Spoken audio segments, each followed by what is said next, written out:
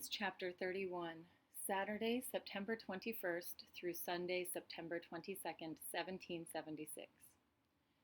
The fire raged with inconceivable violence, and in its destructive progress swept away all the buildings between Broad Street and the North River.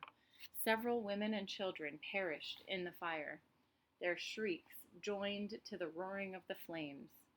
The crash of falling houses and the widespread ruin which everywhere appeared formed a scene of horror beyond description, and which was still heightened by the darkness of the night. New York Mercury newspaper. I awoke coughing so hard I near brought up my supper. When I finally caught my breath, I smelled the smoke and saw the light, bright as day, outside my window. I jumped from the bed and peered out. It was not morning. It was an inferno. Flames curled out of all the windows next door. The rooftop beyond that was a lake of fire. Every building in sight was burning.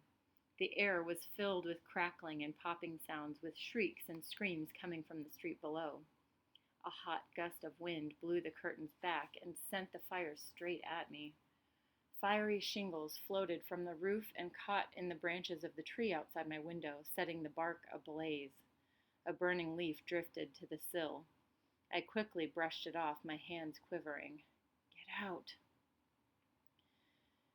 Seized again by coughing, I fell to the ground where the smoke was not so heavy. I pulled my shoes toward me and quickly buckled them on, then took a deep breath, rose to my feet, grabbed Ruth's doll off my bed, and opened the door. Smoke filled the hall, curling down from the ceiling along with fingers of fire.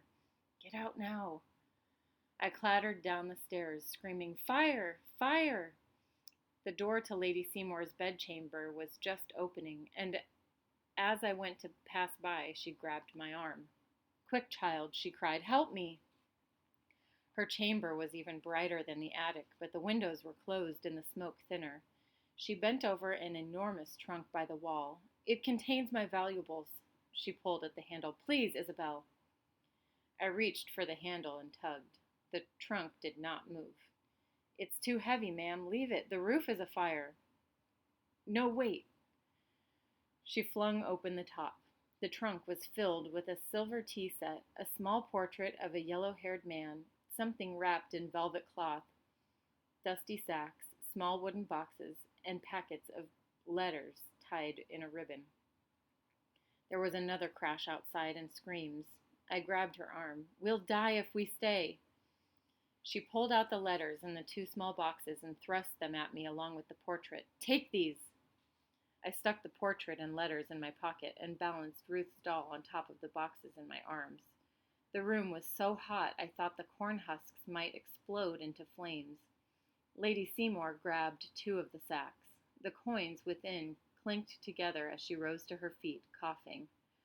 Hurry, she gasped. The smoke in the hall was thicker than it had been moments before.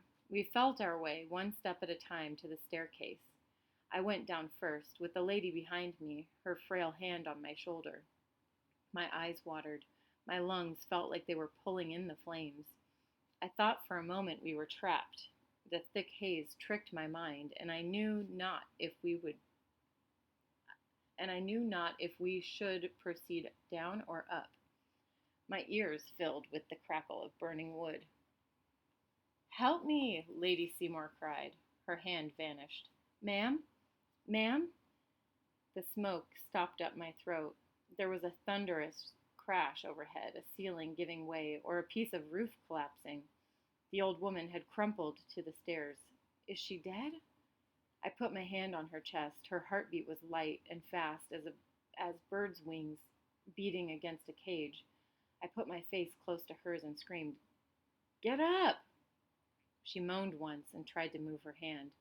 I pulled her arm. She moaned again, but I could not be gentle.